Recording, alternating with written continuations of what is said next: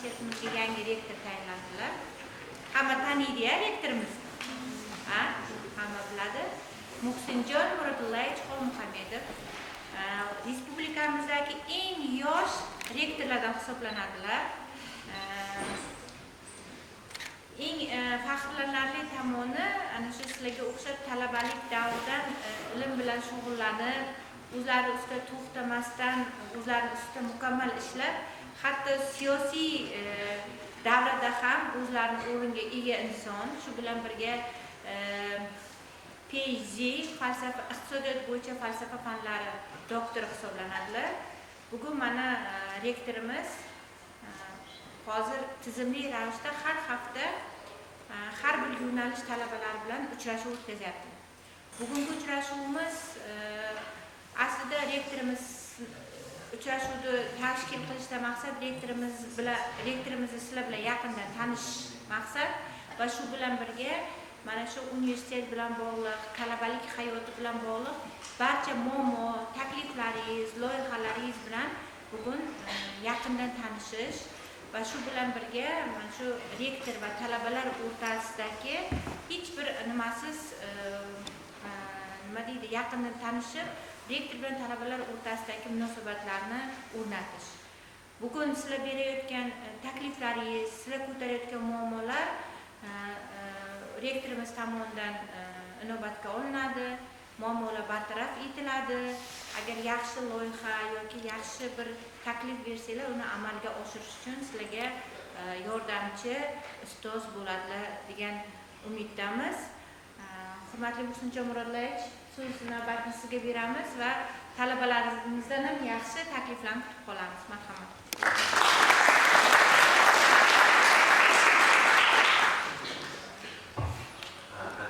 Assalomu alaykum yana bir bor.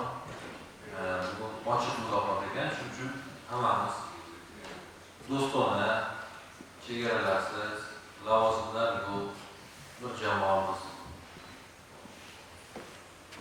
Shu formatda gaplashdik. Hozir menga hurmatli dekanimiz Nodijo'ning xushvaqti sizlar to'g'rilaringizda erishgan yutuqlar to'g'risida qisqacha axborot bermoqchilar. Shundan keyin men o'zimni fikrlarim bor, gaplarim bor, sizlarga murojaat qilib qisqacha savol-javob qilib o'tkazamiz. Marhamat. Assalomu alaykum hurmatli ustozlar, assalomu alaykum hurmatli talabalar. Navbatdagi uchrashuvimizda nominaviy tarzda yondashishga qaror qabul qildik va bugun turizm va mehmondo'stlik ta'lim yo'nalishi birinchi bosqich talabalari va tarjima nazariyasi amaliyoti birinchi bosqich talabalari, xitoy tili va ingliz tili yo'nalishidagi talabalarimizni birinchi semestr davomida erishgan natijalari haqida xabarlarni, ma'lumotlarni berib o'tamiz. Universitetimizda turizm mehmondo'stlik bakalavr ta'lim yo'nalishida birinchi kursda 156 nafar talaba ta'lim olmoqda. Bundan 73 nafar o'g'il bolalar va 83 nafar qizlar tashkil etadi. Birinchi semestr davomida to'liq 5 bahoga o'zlashtirgan talabalarimiz va familiyalarini aytib o'taman. Tomgetarova Fotima Rahimqizi, Tomgetarova Zuhra Rahimqizi, Rabiddin va Manisha Shahobiddin barcha fanlarni a'lo baholarga tugatganlar. Marhamat, shu qizlarimiz talabalarimiz shu yerdami? Tabriklaymiz sizlarning yutuqlaringiz bilan. Faoliyatingizga ham omad tilab qolamiz. Rahmat. Talabalar orasida ilmiy tadqiqot faoliyatini qiziqish shakllanib borib, turizm va mehmondo'stlik ta'lim yo'nalishida ta'lim olayotgan Safar va Marjona Development of Tourism on Silk Road mavzusida ilmiy maqolalar nashr etib, bugungi kunda o'zini ilmiy tadqiqot ishlarini olib bormoqda. Bu talabalarimizni ham tabriklab qolamiz va keyingi talabalarimizdan Karimbayev Yerjan sportning karate turi bo'yicha birinchi o'rin sohibiga erishdilar. To'yir guruhi Sherali qo'l jangi bo'yicha sport bilan shug'ullanib kelmoqdalar va Ziyodullayev Mirfayiz Shohimardon xo'ja sambo bo'yicha sportning turi bilan shug'ullanib kelmoqdalar va bu talabalarimizni ham olqishlab qo'yamiz va keyingi faoliyatlariga o'zini iltimos qilamiz.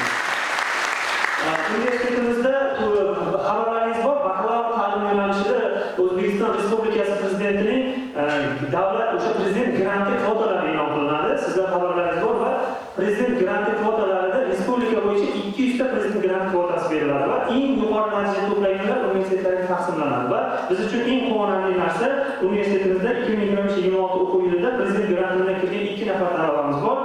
Qilich Dilshodbek va Tomga Zuhralar. Ushbu talabalarimiz ham keyingi o'qish faoliyatlarini omadlashtirib qolamiz.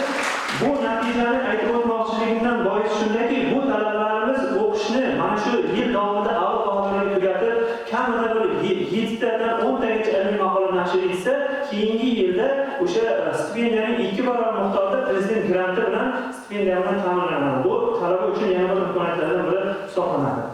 Bundan tashqari universitetimizda barcha o'quv jarayonlari ingliz tilida olib borilmoqda va talabalarimizning xalqaro IELTS darajalari juda ham yuqori natijalarga erishib borishmoqda. Xo'p, Abduvohidov Farruh, Hojiyev Nuriddin, Mo'minjonov Sherzodbek, Akzamov Damir, Jo'rayeva Shahinabono, Bazarova Gulnozalar C1 darajada, ya'ni 7+ darajadagi IELTS sertifikatlariga ega hisoblanadilar. Va keyingi nafaqat talabalarimiz ingliz tili va boshqa tillardan ham suhbatlasha oladilar. Malikova Lobar Murodova qizi turk tili bo'yicha B2 sertifikatiga, Olishjonova Shahzoda, Farhodiy Shakinabonolar esa nemis tilidan C1 darajasiga ega bo'lgan hisoblanadi va bu talabalarimiz ham ya'ni bugungi kunda o'sha o'rtoqlariga o'sha to'garak tarzda fanlar nemis tili va turk tillarini o'rgatib kelinmoqda. Xo'p, navbatdagi tarjima nazariyasi amaliyoti ingliz tili va xitoy tili ta'lim yo'nalishida bugungi kunda birinchi kursda 155 nafar talaba ta'lim olmoqda. Shundan 16 nafari o'g'il bolalar, 171 nafardan 155 nafar qiz bolalar, 16 nafar o'g'il bolalarni tashkil etadi. 5 bahoga o'zlashtirgan talabalar bu yilda juda ham ko'pchilikni tashkil etadi. Ulardan Eshnazarova Parizoda, shu yerdan Parizoda, Eshnazarova Parizoda, Akzamov Akmal, Aslan va Vaziralar 5 bahoga o'quv muvaffaqiyatli tugadi. Bugungi kunda namunali o'qishi bilan hammaga o'rnak bo'lib tabriklaymiz. Ushbu guruhlarda ham o'zining ilmiy tadqiqot ishlarini amalga oshirib kelmoqda va kelajakda o'sha nomdor stipendiyatlarga hujjat topshirishni rejalashtirilmoqda. Nobel va Obida Amerika Qo'shma Shtatlarining Washington shahridagi International Conference on Science Innovation Global Development xalqaro konferensiyasida Hamrayev Fotima va ilmiy maqolalar nashr etib kelmoqda. Bundan tashqari Miramon va Dilnoralar ham o'zining ilmiy natijalariga erishib kelishmoqda. Xo'p, bu ushbu guruh yo'nalishda ham sportning turli sohalari bo'yicha shug'ullanib kelishmoqda. Misol uchun Baynurot va Nilufar 5 tashabbus olimpiadasida viloyat bosqichida birinchi o'rinda. Ali Huzaybek esa og'ir atletika bo'yicha o'sha Osiyo klassik olimpiadasida o'zlarining natijalariga erishib kelmoqda. Vaholanki ushbu yo'nalish tarjima nazariyasi va filologiyaga ixtisoslashgan bo'lganligi uchun bu yo'nalishda C1 sertifikatiga ega talabalar juda ham ko'pchilikni tashkil etadi. Bundan tashqari talabalarimizning eng katta yutuqlaridan biri o'sha o'tgan o'quv yilining yakunlari natijasiga ko'ra UNESCO xalqaro o'sha tashkilotining 43-chi Samarqand sammitini o'tkazishi juda ham katta o'zlarining hissalarini qo'shib kelishmoqda. Bundan tashqari yaqinda o'sha talabalarimiz ham Imom Buxoriy yodgorlik majmuasini ham faoliyatini ochilishida juda o'zining volontyorlik tashabbuslarini ko'rsatib kelishmoqda. Va qisqa tarzda ikkita yo'nalishning yutuqlari va erishgan natijalari shulardan iborat edi. E'tiborlaringiz uchun rahmat.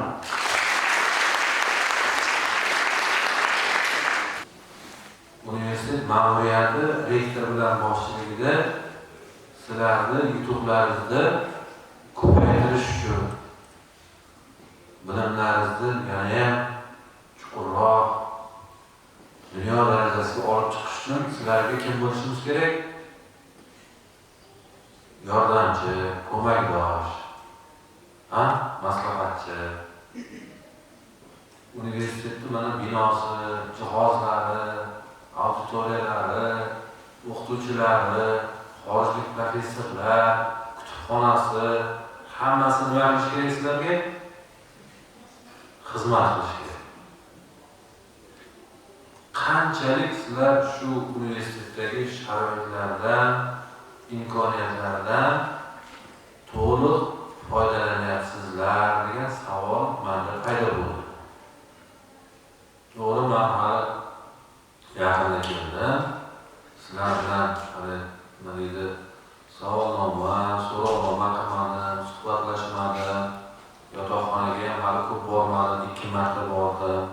Bu yerda ham qiladigan ishlarimizni belgilab oldik. Lekin mana universitetda ichkarida auditoriyalar, koridorlar, kutubxona, oshxona, sportzal va boshqalarda savollar bor. Menda o'zim nima deydi, tajriba bilan kelib chiqib, ustozlar bilan maslahatlashib, yangi sharoitlar yaratish bo'yicha topshiriqlar beryapman.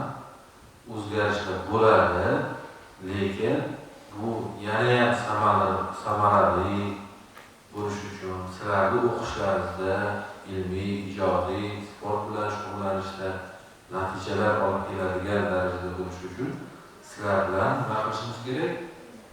Aloqa qilishimiz kerak, feedback bo'lishi kerak, to'g'rimi? Shuning uchun bugungi ochiq muloqotimizning mavzusi sizlarni yana ham yutuqlaringizni ko'paytirish uchun universitet jamoasi rahbariyati nimalarni amalga oshirish kerak, takliflar sizlardan chiqishi kerak. Shunda bizga ajratilgan vaqtdan biz samarali foydalangan bo'lamiz. O'tgan safar ta'lim sifati bo'yicha 15 tacha takliflar tushdi. Hammasi juda o'rinli bo'ldi, juda xursand bo'ldim. Bugungi takliflar ham bitta misol keltirib, mana shunday bo'lganda yana ham yaxshiroq o'qirdik, yana ham yaxshiroq natija bo'lardi, yana ham safimiz kengayardi. Mana kelayotgan abituriyentlarga yana ham yaxshi mesej bo'lardi. Universitetda sharoitlar yana ham yaxshilanyapti.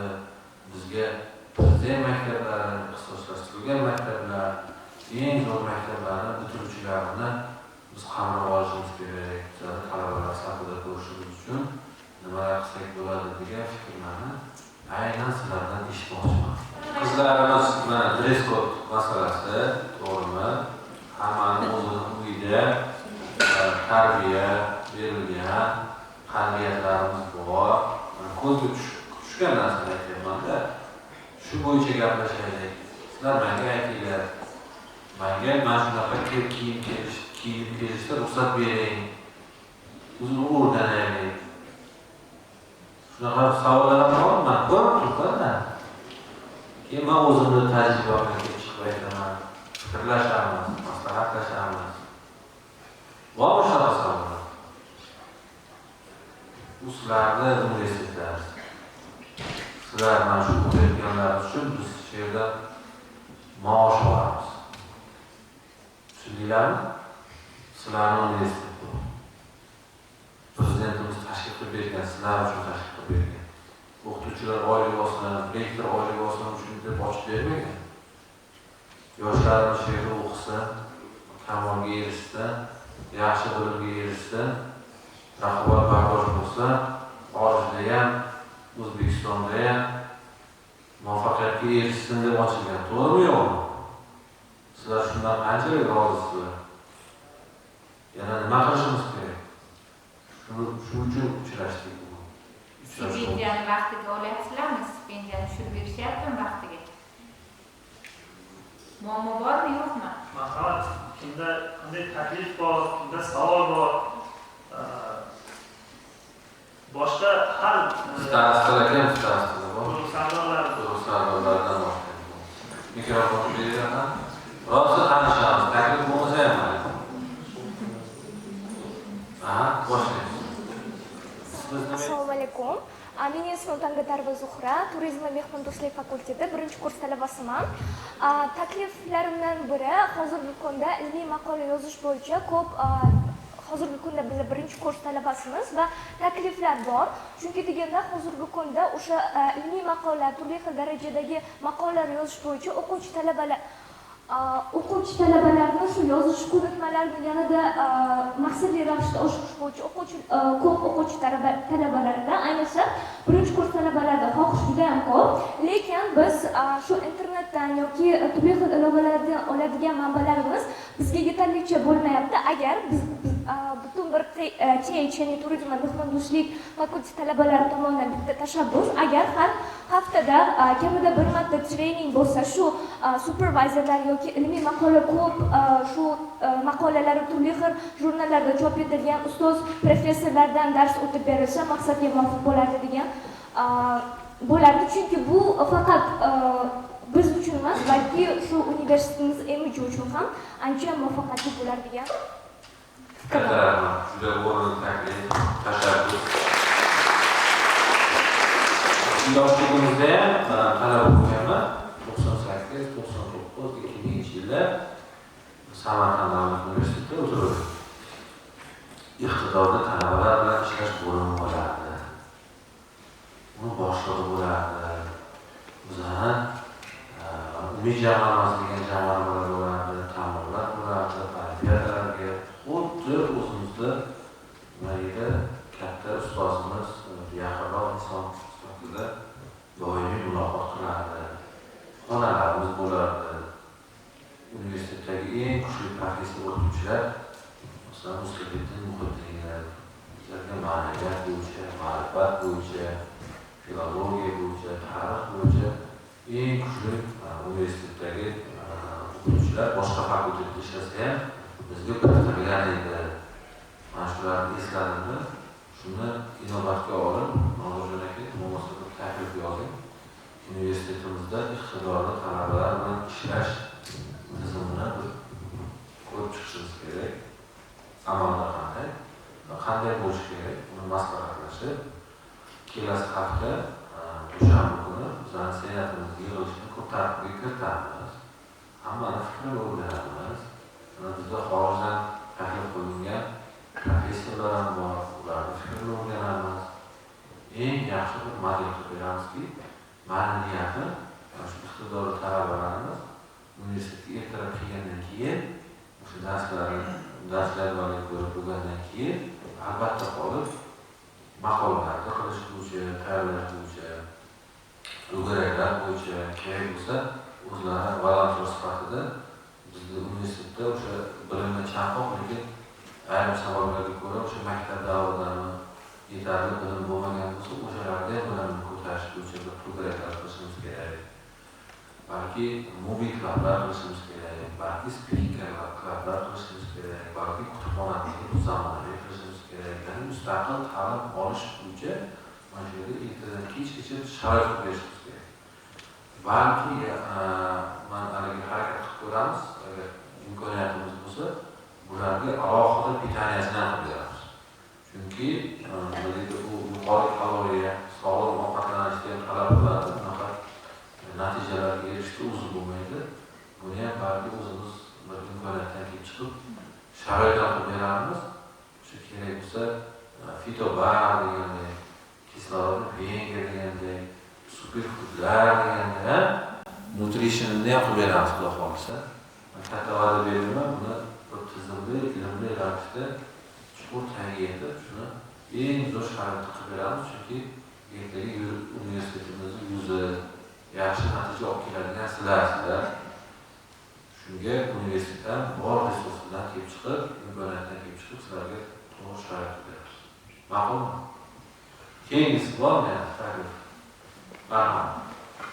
Avvalambor assalomu alaykum. Turizm va mehmondo'stlik yo'nalishi birinchi kurs talabasiman, boshqa o'qishim. Meniki taklif emas, bir savolim bor edi. Bugun biz Elliot Umida Foundation bilan suhbat o'tkazdik. Ular o'zlarining imkoniyatlarini aytib o'tdi. Mendagi savol, agar o'sha talabalar orasida bir kishi yoki o'sha Elliot Umida asosida top 100 talik universitetlarga kirishni xohlovchilar uchun universitet qanday yordam bera oladi? Ularga qanday yo'l ko'rsatib oladi? Magistraturada. Magistratura bakalavr yo'nalishlarida o'sha yordam ko'rsata oladimi yo'qmi? Men o'zim birinchi kurs uchun bakalavr yo'nalishida qiziqdim. Juda yaxshi bo'ladi savol. Bu bo'yicha bo'lmasa chora-tadbir qilamiz. Demak, bu top 100 talik, top 10 talik universitetlarga kirishda talablari har xil. Masalan, AQShda SAT imtihonlariga tayyorgarlik qilish kerak. Adashmasam 1400-1500 ball atrofida to'plash kerak, to'g'rimi? Britaniya tizimidagi universitetlar ko'proq IELTS, Cambridge, yana qaysidir imtihonni turlari ko'p, o'shalarni qabul qiladi. To'g'rimi yo'qmi? Yana qo'shimcha ravishda motivation letter, boshqa letterlarni yozish bo'yicha talablar bor. To'g'rimi yo'qmi? Bundan tashqari, keyin volontyorlik bilan agar ishlagan bo'lsa, o'shaning yuqori davlat tashkilotlari, organlari tasdiqlab beradigan spravkalar deydi, ma'lumotnomalar bo'lishi kerak, to'g'rimi? Yana nimadir. Buni balki biz bitta yaxshi xususiy sektorda shu ishni yo'lga qo'ygan, pullik asosida yo'lga qo'ygan yaxshi nimani jalb qilsak, taklif qilsak. Shunaqa markazlar bor, shu top universitetlarga talabalarni o'qishga kiritishga ko'mir tashladi, to'g'rimi? Pullik asosida. Shunaqalar bormi Samarqandda ham? Bormi? Ha? Bobojon Baxtiyor. Shundan talab qilamiz, taklif qilamiz, o'rganamiz. Qani universitetimizda ham shunaqa xizmatlarni yo'lga qo'ya olamiz. Qo'yishimiz kerak, bu bizning vazifamiz. Qani ular nima qilib beradi? Bu yetarli bo'ladimi, yo'qmi?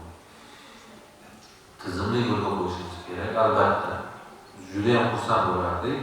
Bizning universitetimizga mana o'qishga kirganlaringiz bu foundation deb hisoblanadi. To'g'rimi yo'qmi?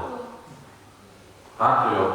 Birinchi kursdan keyinmi, ikkinchi kursdan keyinmi, uchinchi kursdan keyinmi, shu eng top universitetga kirsanglar, bizning talabalarimiz bo'lib, bizning katta yutuqimiz bo'ladi. Buni tizimli yo'lga qo'yish bo'yicha sizlar bilan yana maslahatlashib, ularni jalb qilib, tizimli hammasini nasib qilsa amalga oshiramiz. Rahmat.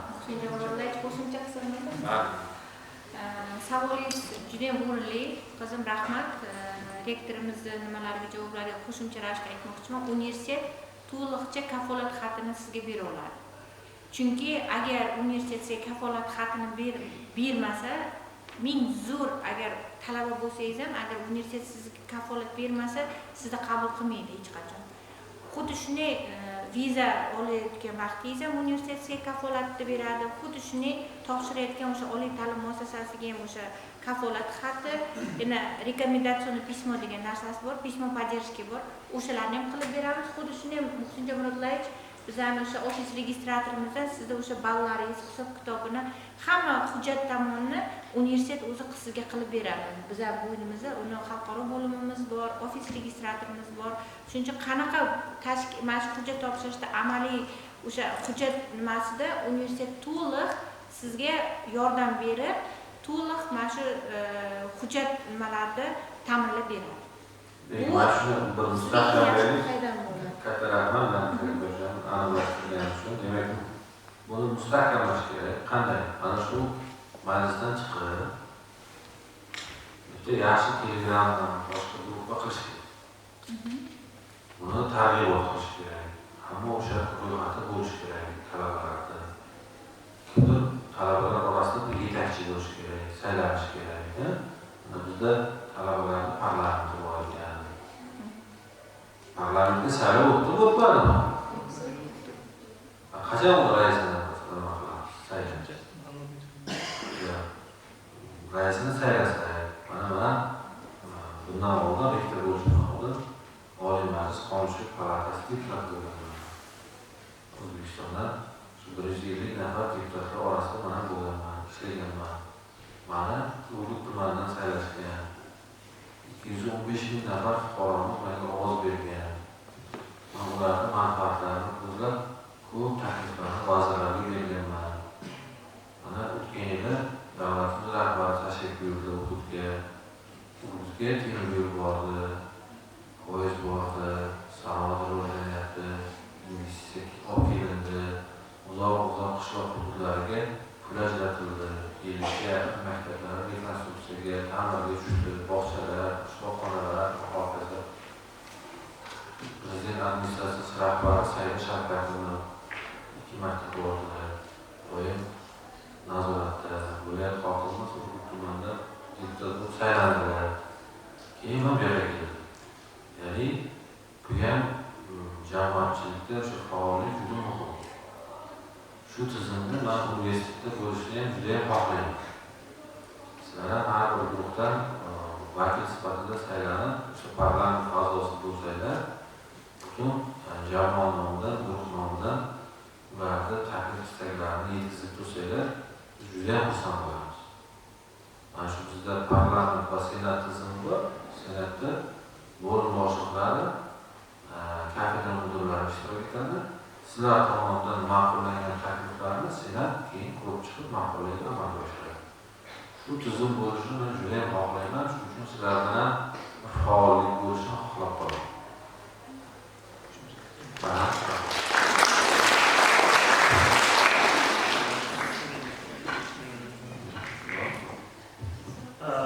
Ozgina qo'shimcham bor edi, shu musibatli nimasiga, savoliga.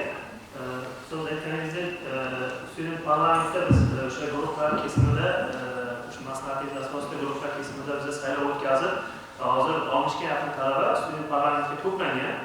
Biz shu vaqtgacha 3 marta o'sha yig'ilish deydi, majlisini o'tkazdik student parlamentni va birinchi majlisga kelishib olgan edik. Biz alumni klubimizda, ya'ni o'sha bitiruvchilar, bitirib ketgan talabalarni uchrashuv o'tkazishni rejalashtirgan edik.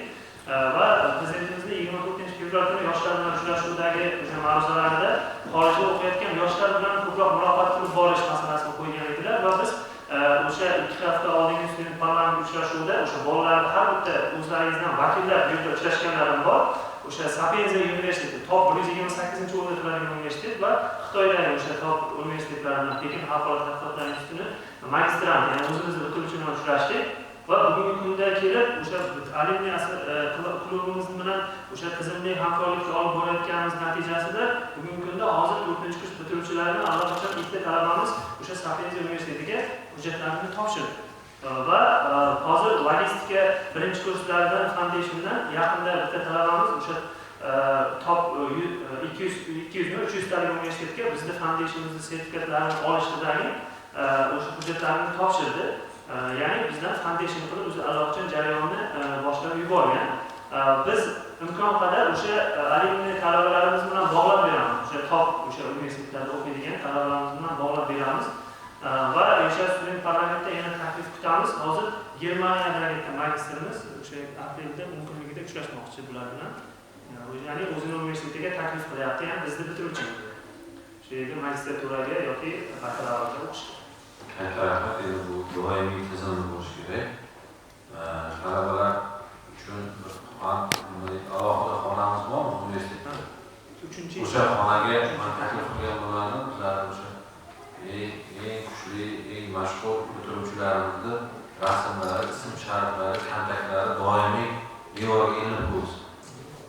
Ular bilan biz doimiy iqtidorli talabalarimizni xorijga xorijdagi yetakchi universitetlarga o'qishga kirmoqchi bo'lgan talabalarimizni ijtimoiy tarmoqda bitta guruh tashkil qilib bog'lab qo'yaylik. Kecha kunduz savol-javoblar bo'lsin, ma'lumotlar almashilsin, tizimli yo'lga qo'ysak yaxshi bo'ladi. Chunki endi biz zamonaviy mana hozirgi kommunikatsiyalardan unumli foydalanishimiz kerak. Keyin men topshiriq beryapman. Hozir mart oyida barcha o'qituvchilar, o'rin boshliqlari sun'iy intellektga majburiy ravishda o'qitiladi, imtihon topshiradi. Sun'iy intellektdan nimalarga foydalanishni bilmagan o'qituvchi xodim qolmasligi kerak universitetda. Keyingi bosqich hamma talabalarimizga pulli yaxshi o'quv kurslarini tashkil qilib bermoqchimiz. Sizlar ham sun'iy intellektni to'liq egallashtirishingiz kerak, chunki bu уже nima deydi? Asosiy ish quroliga aylanadi. To'g'rimi yo'qmi? Shu bo'yicha may oyidan tashkiliy ishlarni ko'ramiz. Albatta uni nomiga qilmaymiz, bir soat, 2 soatni qilmaymiz. Iloji boricha 2 haftadan 3 haftalik, 1 oylik yaxshi xalqaro sertifikat berilgan kursni olib kelmoqchimiz. Keyingi masala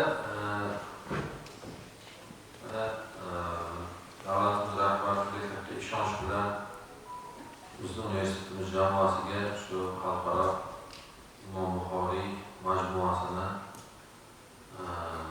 to'liq universitetimizni amaliyot bazasi sifatida topshirdi. Buni prezident maslahatchisi Sardor Tarimov bizni jamoaga aytdilar. Biz shuni ochilishida ko'pchilik qatnashdik. Yaxshi ijobiy baholandi. Shu tadbirlarga qatnashgan talaba o'qituvchilarimizga, xodimlarimizga moddiy rag'batlantirishda ham e'lon qilindi. Hozir ro'yxatlar shakllantirib berildi va hokazo. aytmoqchi bo'lganim, mana shu yuksak ishonchni biz oqlash bilan birga o'zimizni oldimizga katta vazifalarni qo'yishimiz. O'sha kuni bir tasavvur qildim, maslahatlashdim. Universitetimiz zamonaviy, to'g'rimi? Hech qaysi dunyodagi universitetda sharoitdan qolishmasa kerak. Qolishadigan joy bo'lsa, menga aytasizlar, to'g'ri. Imom Buxoriy atrofidagi mehmonxonalarga borganlar ko'rdi. Dunyodagi eng oxirgi standartlar bo'yicha, talablar bo'yicha jihozlar, to'g'rimi? Onamizda ko'p kitoblar bor. Ya'ni hozir 3-aprel kuni bizga Yo'l turizm tashkilotining rahbari keladi. Kishi bilan hozir muloqot qilyapmiz. Butun turizm sohasidagi barcha kutubxonaga bizning universitetimizda bepul foydalanishga ruxsat berdi. Bundan tashqari biz dunyodagi turizm bo'yicha, keraksa filologiya bo'yicha, arab bo'yicha eng qimmat kitoblarni ro'yxatini shakllantirib, ularni sotib olib, ularni o'qib, tarjima qilib sizlarga beramiz. Nimaga? Bino muhim emas. Qaysi kitobni o'qish kerak? Shu kitoblarni ro'yxatini shakllantirishda sizlarga yordam berasiz. To'g'rimi yo'qmi? Sizlar xohlaysiz eng qimmat kitobni sotib olishni, lekin sizlar universitet talabasi, biz sizlarga bepul berishimiz kerak. Tarjima qilib berishimiz kerak. Kerak bo'lsa, avtorini, muallifini olib kelib mana shu yerga taklif qilishimiz kerak. Sizlar bilan muloqot qilish kerak, to'g'rimi? Lekin kitobni o'qiydigan kim? Sizlar. Sizlarda shu istak paydo bo'lishi kerak. Xohish paydo bo'lishi kerak. Tanqid qilish kerak. Sizlar menga aytsanglar, ustoz, mana shu kitobni menga sotib olib bering. Men shuni bir oy ichida o'qiyman, o'zim aytib beraman. Podkast qilib bering. Menga mana hurmatli matbuot xizmatimizni jalb qilib bering. Men shuni talabalarga aytib beraman. Nafaqat universitetimiz talabalariga, turizm yo'nalishida o'qiydigan respublikadagi barcha talabalarga yetkazib bering desalar, men juda ham xursandman. Mana shu taklifim. Ma'qulmi?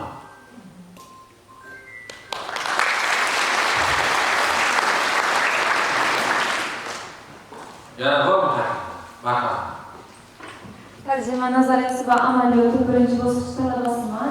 Mening taklifim shundan iboratki, aynan 2026 yil maktab bitiruvchilari orasidan bizning universitetga kirish istagida juda ham ko'p bo'lgan abituriyentlar bor.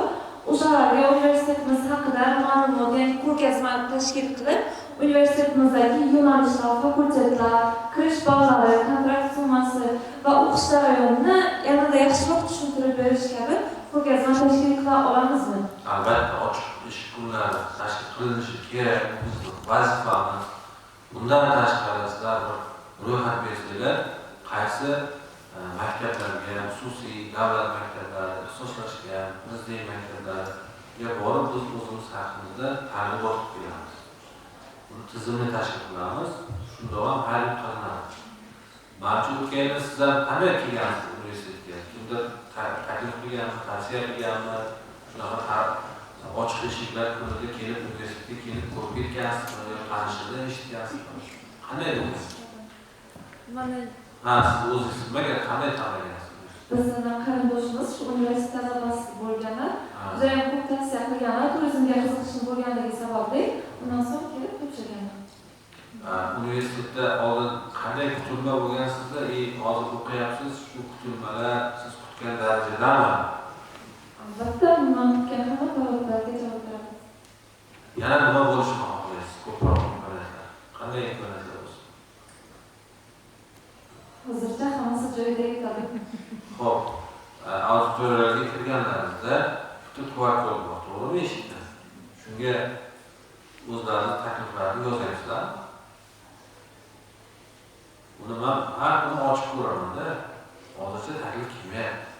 Yoki kimdir o'chirib tashlayapti sizlardan kelgan taklif. Shu fikrga boraman. Chunki yangisi yo'q. Nimaga taklif qilmayapti? Ma'lum.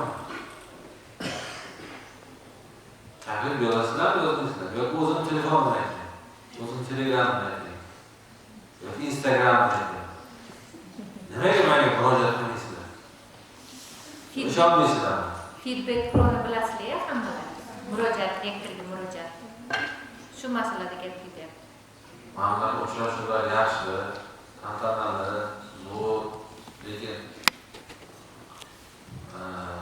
qanday yaxshi g'oya kelsa ham bemalol murojaat qilishlar mumkin. Men bundan 7-8 yil oldin Prezident akademiyasi bor, O'zbekiston Respublikasi Prezident huzuridagi Davlat boshqaruvi akademiyasi. Bu yerda shu tajribali rahbarlar o'qitiladi. Men shu yerda boshqaruvda qarorlar qabul qilish nazariyasi fanidan dars berganman. Bu yerda bir mavzu bor.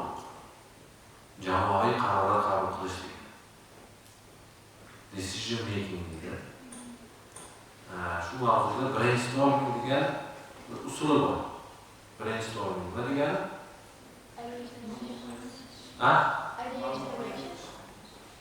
Nima degani?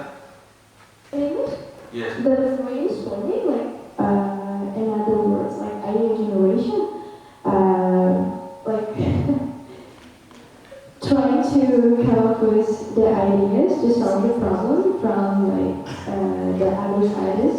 Like you just analyze and like I think we all it was like I don't know what it's called brainstorming, but it's more likely near to idea generation. How decision will be made? We do a lot actually in our lectures. We'll have like group assignments. We are divided into groups, and when we are gathering these groups, we are given like, for example, a problem, and we discuss it. Like just earlier in our class, we had to come up with like advertisement for a tourism destination. So we sat with like the 6 students like me, and we tried to write the advertisement, like how can we make the advertisement engaging and interesting for the audience, so that they will be into it, so that they will look at it and like search from the like Google engines and stuff. So for me, yeah, that means like you just sit, you just exchange ideas with other people, then choose one that is most like I would say relevant, suitable, reasonable, and stuff. Yes, yes. So in this stage of brainstorming, the ideas are like random, any kind of ideas. So I need from you the same. And O'zbekcha aytadigan bo'lsak, brainstorming degani, aqliy hujum degani, bu bosqichda xayolga kelgan har qanday fikrni taklifni berish mumkin. Shunda fikrlar xilma-xilligi bo'lgandan keyin jamoaviy ravishda kelishib shu o'rtadagi eng ma'qul fikr tanlab olinadi. Buni tarixi ikkinchi jahon urushiga borib taqalarkan. 1944-yil Amerika Qo'shma Shtatlari shu urushda Germaniyaga qarshi kurashayotgan davlatlarga gumanitar yordam yuboradi. Ko'plab kemalarda, suvosti kemalarida ko'plab yuklar, dorilar, texnika ortgan katta kemalar o'sha Yevropa hududiga yaqinlashgandan keyin bu yerda Germaniyani suvosti kemalari bu kabi sekin yuradigan kemalarga torpeda bilan hujum qilganda shunda 80-90% kemalar cho'kib ketgan. Eshitgansizlarmi? Kinolarni ko'rgansizlarmi? Mashhur kinolar bor bu to'g'risida. Shunda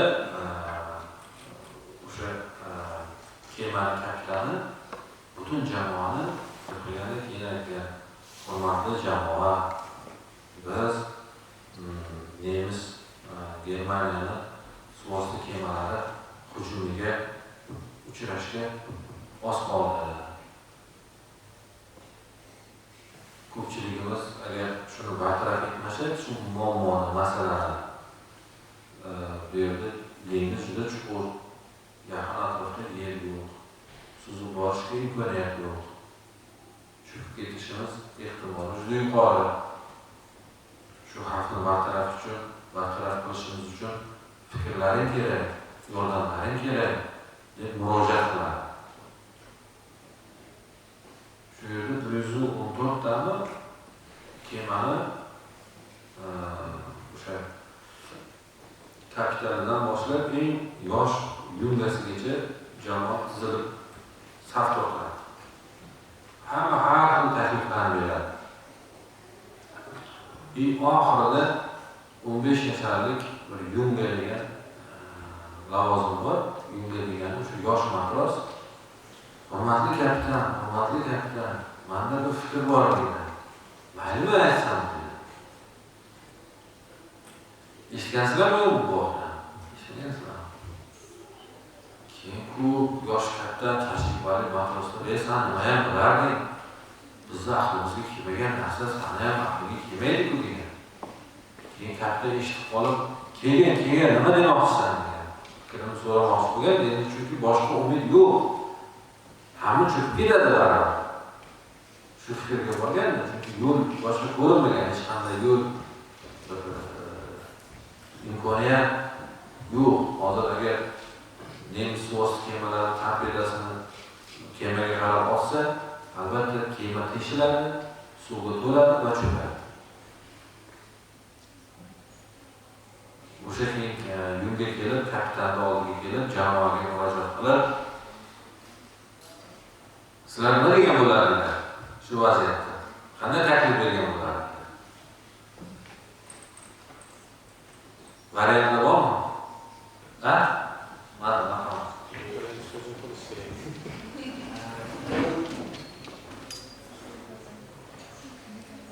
Kemani ortga qaytarib, havo yo'llaridan foydalanish kerak, yuk-tash. Orqaga qaytish kerak. Ha, yoki aksincha bayroqni o'zgartirish ham mumkin. Bayroqni o'zgartirish. Ha, shundan foydalanish. Zo'r. Yana bormi?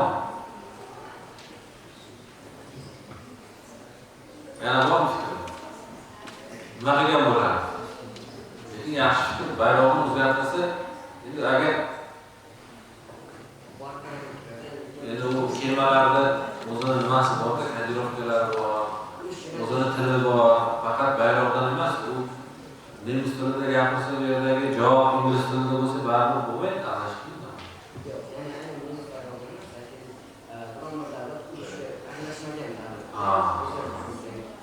Elektrik katta bir karvon kelyapti, kemalar karvon. Xullas, mayli. Vaqtimiz sal kamroq, shuning uchun nima bo'lganini aytib beraman oxirgichidagi.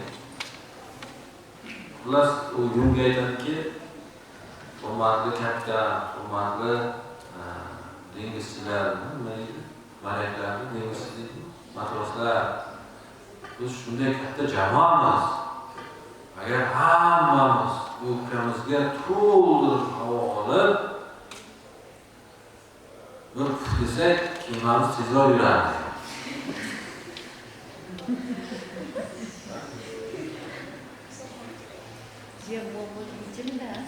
Yo'q.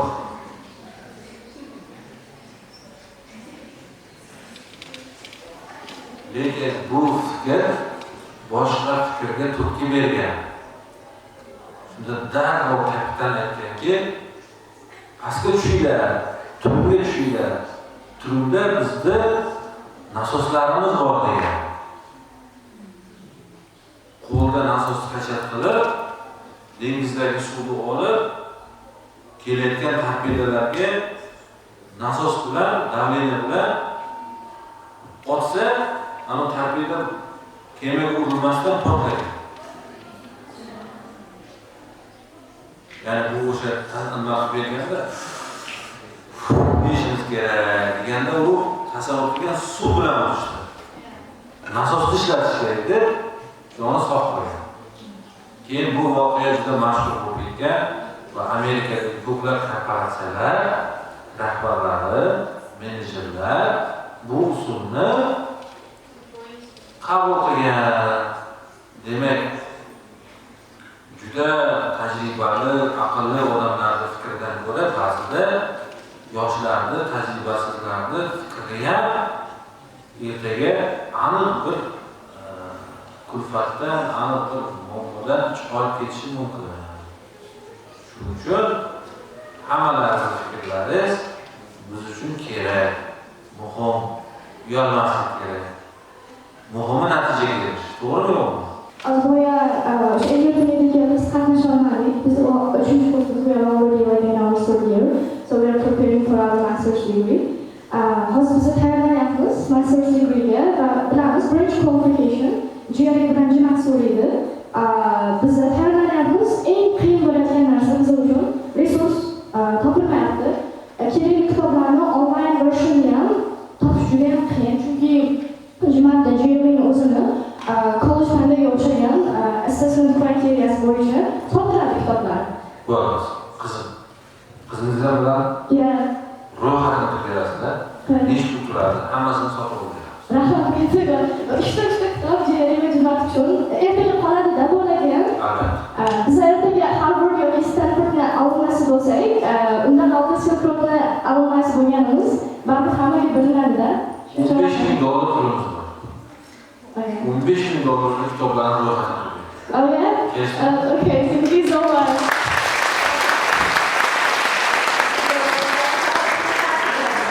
O'sha kirganlarda o'sha kirgan universitet talabasi ekanligingizni sizdan so'raveradi. Yeah, for sure we do that. Yalanmayni faol a'zosi bo'lasizlar. Albatta. Kelgusida o'qishga kirayotgan hamma talabalarimizni o'zlaringiz mentor bo'ling. Inshallah. The future Stanford alumni and future Harvard alumni. Thank you. Xo'p, bizni bugungi uchrashuvimizning yakunida nihoyat biz kutgan stipendiyatlarimizni guvohnomalari hurmatli vazirimiz tomonidan tasdiqlanib yetib keldilar va bizda 2025-26 o'quv yili davomida 2 nafar talabamiz Islom Karimov nomidagi davlat stipendiyasi va Navoiy nomli davlat stipendiyasiga sazovor bo'lishgan Muxlisa va Shahrizoda va ularni ustoz tabriklab bersangiz sertifikatlar bilan.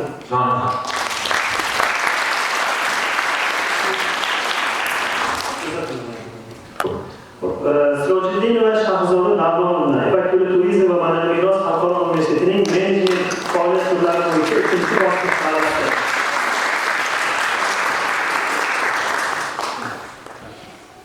Tabriklaymiz.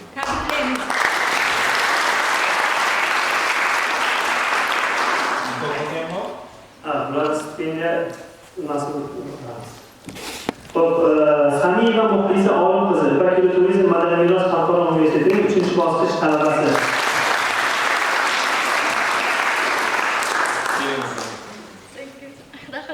Bunaqa guvohnomalarda haqli yordamlardan juda ko'plab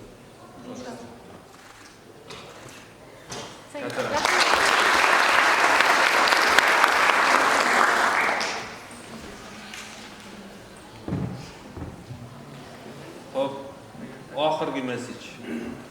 Yutuqlarimiz bor, lekin ko'p bo'lishi kerak. Bizning jamoa shu yutuqlarni ko'paytirishga sizlarga asosiy yordamchi, ko'makchi. Men doim sizlarni eshitishga tayyorman. Hozir tashkiliy ishlarni qilamiz. Doimiy ravishda sizlarning fikrlaringizni eshitib turadigan tizim qilamiz. Bundan keyin bizning universitetimiz talabalarning ehtiyojlari, talabalarning yutuqlariga moslashtirilgan boshqaruvga o'tadi. Agar ingliz tilida aytadigan bo'lsak, student centric education systemni yo'lga qo'yamiz, xudo xolasa birgalikda. Shuning uchun sizlarning tashabbuslaringiz, sizlarning takliflaringiz biz uchun juda ham muhim. E'tiborlaringiz uchun rahmat.